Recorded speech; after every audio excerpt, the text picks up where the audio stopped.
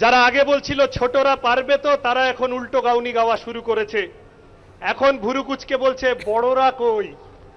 আমরা বলেছি বড়রা আছেন, ঠিক আছে, लेकिन बाप को हाथ लगाने से पहले बेटे से बात करना पड़ेगा। আমরা ইনসাফ চাইছি, আমরা সুবিচার চাইছি। আমাদের রাজ্যে স্কুল কলেজে লাগাম ছাড়া ফি বাড়ছে।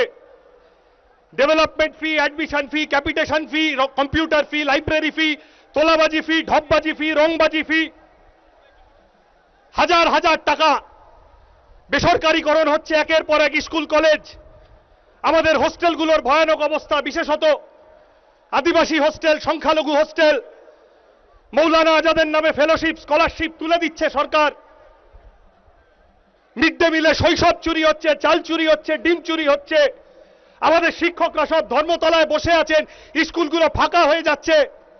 পিসিমনিয়ারা বিটকেল বল রাখা জামা দিয়েছেন, একবার কাচলে অর্ধেক হয়ে যাচ্ছে। এরা সাইকেল দিয়ে খুব বগল বাজাচ্ছ, সাইকেলে চড়ে যাবে কোথায়? স্কুলটাই তো কেড়ে নিয়েছে সরকার। ৮,০০০ স্কুল বন্ধ হয়ে গেছে, ৪ লক্ষ মাধ্যমিক পরীক্ষার্থী কমে গেছে, কলেজগুলোতে হাজার হাজার সিট ফাঁকা। আমাদের রাজ্যের ছেলেগুলো মাঝপথে লেখাপড়া ছেড়ে দিয়ে অন্য রাজ্যে কাজ করতে চলে যাচ্ছে। আমাদের রাজ্যের মেয়েগুলো কম বয়সে বিয়ে হয়ে যাচ্ছে, নাবালিকা বিবাহে শীর্ষের দিকে চলে এসেছে পশ্চিমবঙ্গ। জাতীয় শিক্ষানীতি, রাজ্য শিক্ষানীতি আমাদের শিক্ষা ব্যবস্থার সর্বনাশ করছে, মেরুদণ্ড ভেঙে দিচ্ছে গোটা প্রজন্মের। এই কথাগুলো বলবে কি? কাউকে তো বলতে হবে এই কথাগুলো। যারা ভোটে জিতেছে, যাদের ভোটে জিতে এসে এই কথা বলার কথা, তাদের দিকে তাকান। তারা পার্টি না প্রপার্টি কেউ বুঝতে পারছে না। শাসক দলের অন্দরে তাকান, বলছে 1, 2, 3, 4 প্রবীণ চোর, নবীন চোর। বিধানসভায় তাকান, বিধানসভার অলিন্দে ওখানে ঘাসফুল, পদ্মফুল, 2 ফুল মিলে পাবলিককে এপ্রিল ফুল করার জন্য বসে রয়েছে। ওখানে বলছে 1, 2, 3, 4টা পুরনো হয়ে গেছে, ওইটা আর চলছে না। বলছে নতুন স্লোগান এসেছে, 1, 2, 3, 4 শান্তিনিকেতনে ডাকাত, শান্তিকুঞ্জে বাটপাড়। আমাদের এর হাত থেকে, এর মধ্যে থেকে ভবিষ্যতের কথা নিয়ে বেরোতে হবে। আমাদের বলতে হবে ভবিষ্যতের কথা।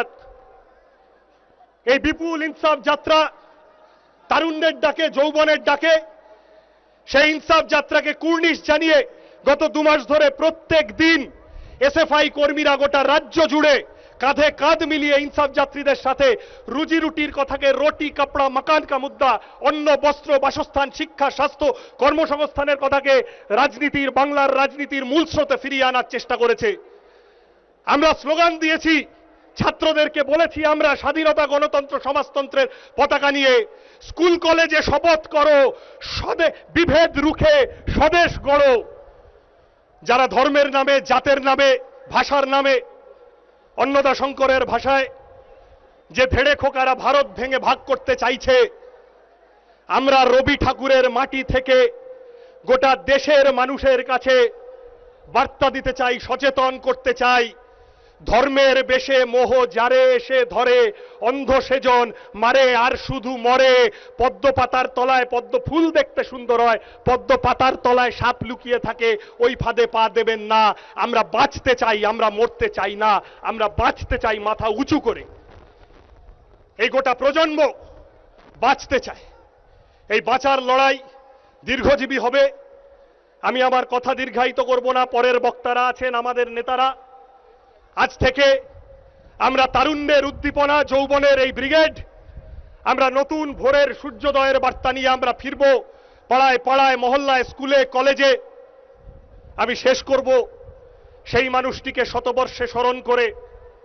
আজ থেকে 75 বছর আগে কাকদ্বীপে অহল্যা মার মরদেহ দেখে যিনি কালজয়ী সেই লাইনগুলো লিখেছিলেন, আজকের ব্রিগেডে থাকলে সলিল চৌধুরী নিশ্চিত বলতেন, কার বাছার জোটেনি দুধ, শুকনো মুখ, এই ব্রিগেড তার।